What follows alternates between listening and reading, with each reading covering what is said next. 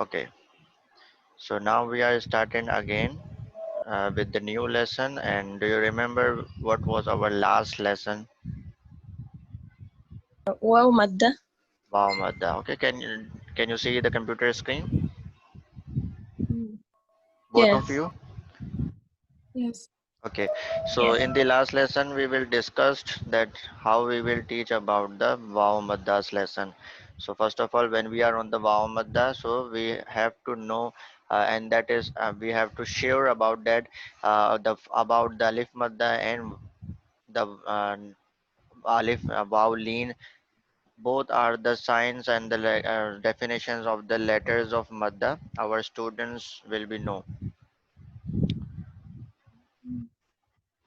Now, then we will go for the next lesson, and our next lesson is Ya Lean.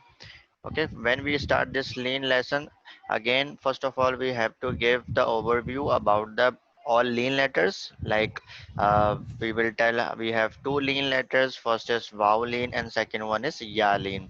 The vowel lean you already taught your student, so that's mean your student has to know about the vowel lean, and if was forgot, so then you can again tell him. For example, you can ask your student, do you remember how many lean letters we have? As I told you about the lean letters. So if he say yes, I know, then you can ask, tell me which one is the lean letter. So he should send tell you about the lean letters. Like we have two lean letters. First one is vowel lean, and second one is ya lean. So then you can ask, what is the definition of vowel lean? Which vowel we will call vowel lean? So your student will be tell you the definition of vowel lean, and if it was forgot, so then you can again give the overview about the vowelin. Like you can tell the definition of the vowelin.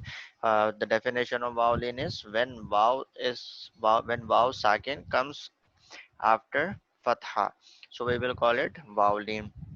And in the yalin, the definition of yalin is also the same. So that is very easy for the student to remember, because you can just say to your student that we have the same definition of vowelin and yalin both. Okay, when both has sukun sign means when vav and ya has a sukun sign and the letter before vav has a fatha.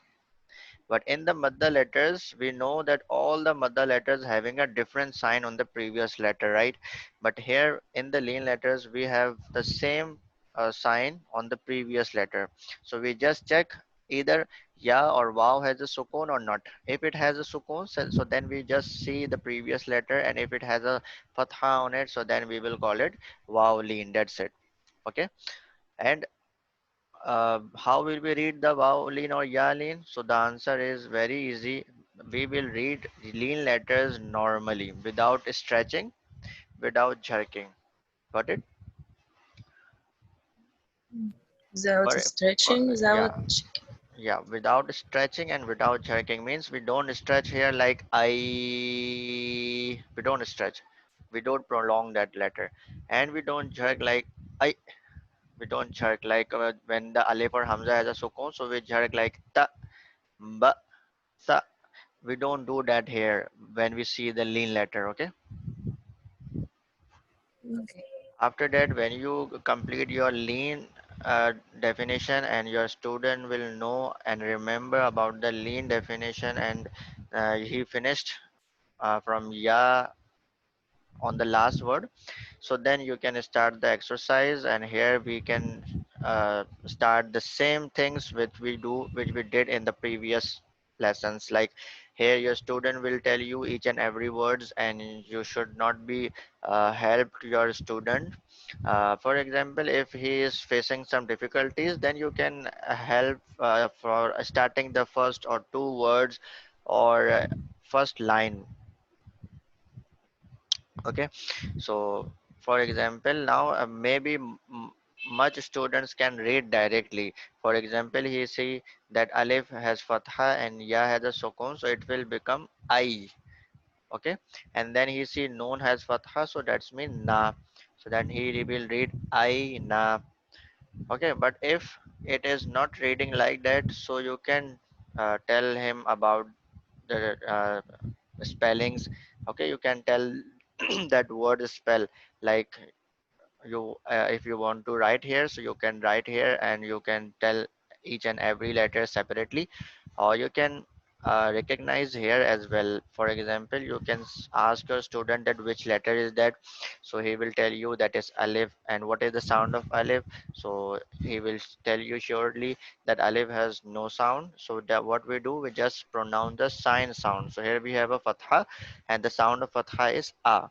So here we read a, and after that, because there is a ya with sukun, so what we do, we just join the letter sound which has a sukun with the previous. For example, first of all we read alif with fatha, and then we just pronounce the sound of ya.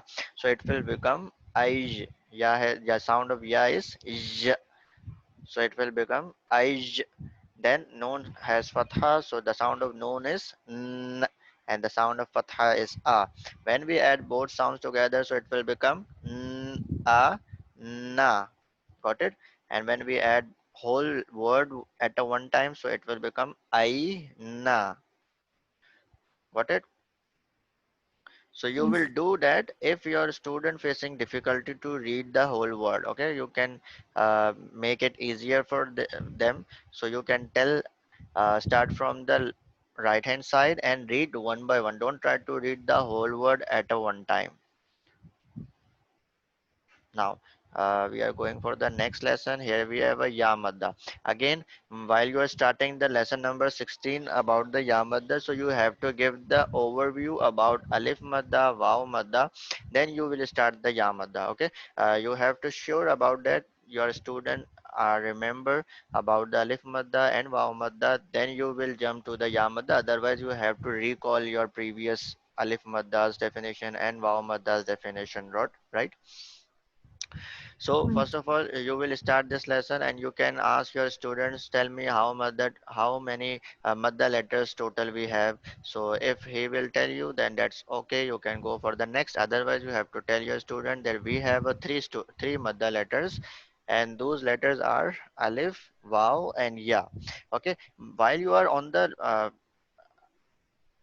big lessons, like hard lessons, so here you have to ask first. That is very important. Mostly teachers what do, they will tell first, and then he will just say, just repeat after me. So that is not a good habit. So always when you are on the after lessons, you're after big lessons or hard lessons, so then you can ask first.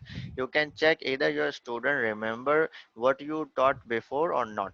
If it is if your student remember that, so that is very good. But if it was forgot, so then you can recall or revise your previous things which you told your student, right? So here, before you start the lesson of yamadda, you have to ask all previous questions first, and then you can start yamadda. Okay, so first of all you ask, tell me how many madda letters we have. Then you can ask, tell me which one are those letters which we will call madda letters. So those are alif, vav, and ya.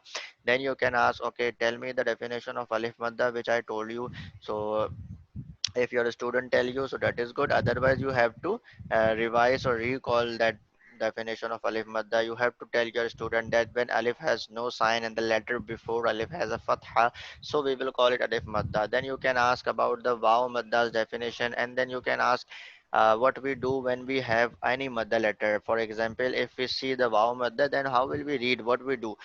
So the answer is we have to stretch it. Whenever we find any madda letter, so we will stretch it for 2 seconds. Okay, after when you finished all your previous definitions of alif madda, vav madda, then you will start about the definition of ya madda. Here you can start and you can tell the last madda letter is ya madda, and the definition of ya madda is when ya has sukun sign, when the ya is second letter, and the previous letter or before letter has a kasra on it, so we will call it ya madda. So all the movement signs are involving in the madda letters. For example, alif madda wants fatha on the back, waw madda wants dhamma on the beside letter, ya madda wants kasra on the previous letter, right? And same as it is when you finish this lesson, so here we have an exercise. Your exercise will be read by your students. Okay, here you can check each and everything which you taught before. For example, you can check your student is reading ba with fatha, and is he is stretching it or not. And if he is stretching, then you can tell, and you can make sure that he is not stretching the ba with fatha. Okay, you have to know that your students remember that whenever any letter has any movement sign, so we don't stretch it, we just read that only 1 second, right? So first of all you have to do that. Okay. Okay, can so you see the computer screen? Yes. Okay, so each and everything which are coming here, you already told your students before, so you have to confirm that your students will never do any type of mistakes, because he already read and learn all the rules which he is reading in this exercise. For example, here we have a noon has a double dhamma, so it will be nun, and your student will know that. If he is not reading perfectly, means he is not pronouncing the sound of noon in the end of double dhamma, so that's mean he forgot. Now you have to recall that. Then you have to go for the next we have the lesson number 17, and here we have the lesson of sukoon second time. Remember when we are on the wow lean, so there we also tell our students about the sukoon sign. And on that time I told you that we have one more separate lesson about the sukoon, right? Yes. So in this lesson, you will again tell about the sukoon sign, and here you can give some more examples. On the vowelins lesson, there just has a vowel with sukoon, but in this lesson Mhm. we have many letters with sukoon. So this is very good for the student, because when he read this complete this lesson, so he will practice much about the sukoon sign, so he will never confuse how to connect meme, how to connect ba, how to connect ya, how to connect lam. Okay, so for example, when you start this lesson, so first of all you have to tell your students that you can ask first, because you already told about that sign, so you can ask for, tell me what is the name of this sign. So if your student tell that this sign name is sukoon, so okay, how the sukoon look like? The sukoon look like a tiny dal. Where is it? Where it will comes? What is the location of sukoon? So the answer is the sukoon always comes on the top of the letter. Okay, now the next question is, whenever any letter has a sukoon sign, so how will we read that letter? So the answer is, when the letter has a sukoon, so we join that letter sound to the previous letter. Okay, we just connect that letter sound with the previous letter. For example, if noon has a sukoon, so we have to pronounce the previous letter with itself with their sign, and then we just connect, or we just pronounce the sound of that letter which has a sukoon. Got it? Yes. The next question is, what is the second name of sukoon? The second name of sukoon is jazam. Okay, the second name of sukoon is jazam. The next question is, whenever any letter has a sukoon sign, so what we will call that letter is Second. sakin. Second. Okay, whenever any letter has a sukoon, so that letter is sakin. So these are the some questions which you have to ask before to start this lesson.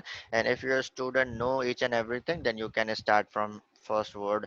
Okay, and then you can just mark it like that. You can make it thicker, and you can change the color as well. And then you can ask your student, okay, now try to read this word. So your student will read it very easily, because he already know when the noon has, when the any letter has a sukoon, so we have to join it with the previous. So they can read just alif with fatha like a, and then connect the sound of noon like n. So when we add both sounds together, so it will become an. Got it? So you have to Yes. go so on one by one, and you can ask each and every words one by one, and then when you finished, so the exercise will be W- begin.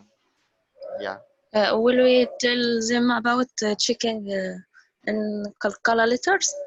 yeah, you can. Um, See, it depends. If you think your student is very genius and he can remember about the kalkala and sukun both in the one lesson, so you can tell. Otherwise, if you think that it will be very harder for your student if you tell your student about the sukun signs and about the kalkala letters, so it will become a harder to students. So you can skip at this time about the kalkala, and you can just tell him about the sukun, and when you finished, then you can tell your student about the kalkala. And you can and also remember that the letters are to remember very hard. For example, if you tell your student that we have a kalkala 5 letters which are qaf, ta, ba, jim, dal, so these sequence and these letters to remember are very harder for the student. For example, if you tell your student that we have 7 bold letters which we will call khuswa, dog, then qiz, kha, sa, dad, qaf, za, ghain, so these sequence and the letters to remember are very hard. Okay, so don't be okay. focused and don't force your student to remember first all the letters and then we will go for the next. No, just tell your student about the kalkala, give the overview, and you make sure that your student is understand about the kalkala. That means he know when the kalkala we want to do kalkala, so how we will do kalkala. That's the main point. So whenever the kalkala letter comes, so you can just ensure about that, or you can just highlight about that, and you can say this is the kalkala letter, now do kalkala, so your student can do that, can able to do that. So here in this stage, you first of all you have to finish about the sukun lesson. When you when you reach on the last word, so then you can stop here, and before start the exercise you can tell your student about the kalkala letters, that we have 5 kalkala letters which whenever these letters having a sukun sign, when these letter comes sakin, so then we will do kalkala. Kalkala means echo letters. Okay, in English we will call echo letters, and when we want to do kalkala, so we will make the echo sound or a bouncing sound. Okay, Okay. and after that when your student understood about that, okay, don't force to remember the 5 letters, just try to understood the definition. If he understood, so then that's it, you can go for the next and start the exercise. And whenever you see any kalkala letters, so you can stop there, and you can recall your student that this is the kalkala letter, so do kalkala. For example, here is the cough. Cough is one of the kalkala letter. So if your student read nak, so okay, so here you can ensure again repeat, and you can tell, see, qaf is one of the kalkala letter and it has a sukun, so that's mean we have to make the bouncing sound. So now you can again read it and tell me how to do kalkala. So then your student read again and he will do kalkala like naqsus. And if again he is not doing that, so you can tell. Okay, so Okay. again our next lesson is also about the same exercise. And then next we have again here, we have the new lesson which is called empty letters. This lesson is very easy, simple and short. In this lesson we just tell our student that whenever any letter has no whenever any letter comes without any sign, if there is no any sign on the top or in the bottom, so we will call that letter is empty letter. Got it? Yes. Empty letter. Yes. So just keep in your mind that whenever any letter has a sukun, so we will call it. Sorry, we will also skip that letter and we just join that letter with the previous. But if the letter has no any sign, so we just skip that letter. We don't read that letter anymore. Okay. So when you tell your student just this one line, so after that you can ensure by asking this question that tell me which in this letter we have three letters. In this word we have three letters. Tell me which one is the silent letter or empty letter. Both way we can say silent letter or empty letter.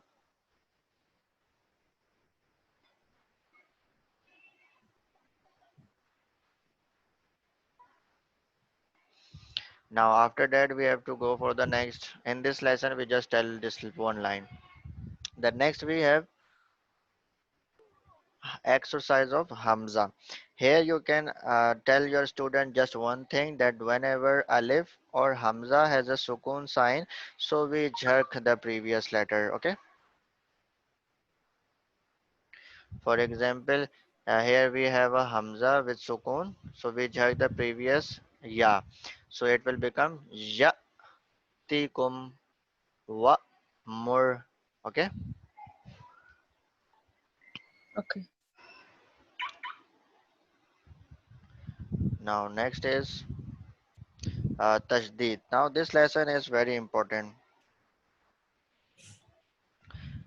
because in this lesson the student will very confused, and you have to tell your students many time about this lesson.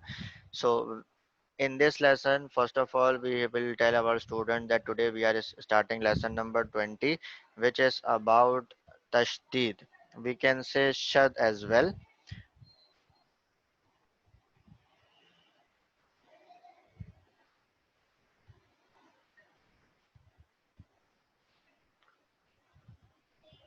So here we will start this lesson, and this lesson we will call, we will highlight this sign, and we will tell this sign we will call shad, which look like a tiny w. Okay. Okay. Okay. So this is the tiny w. You can say, and you can give the just tip about that sign, that this sign is called tiny w, and this sign always comes on the top of the letter, and whenever any letter has a shad sign, so we will read that letter twice time. First of all, we read that letter with the previous letter. For example, first of all we will read that letter with sukun, and second time we will read that letter with itself. Okay. So how will we read? Here we have some example. Right, that whenever any letter, see, because ba has a shad sign, so we have to read ba first with sukun, like rab. Then we have to read ba with itself, which whatever sign that letter appears. So that's mean the whenever any letter has a shad, so one more sign always be there. Okay. Yes.